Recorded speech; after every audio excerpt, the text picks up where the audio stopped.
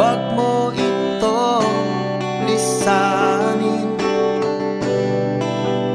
Di na dapat piliting lumapit kahit may pahiwati. Ang puso mo ito, damdamin ay gulong-gulo, ngunit ang puso ko sa iyo lamang.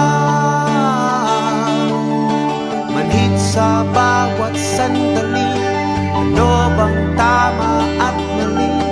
Ang puso mo'y magigising pa ba? Darating din ang sandali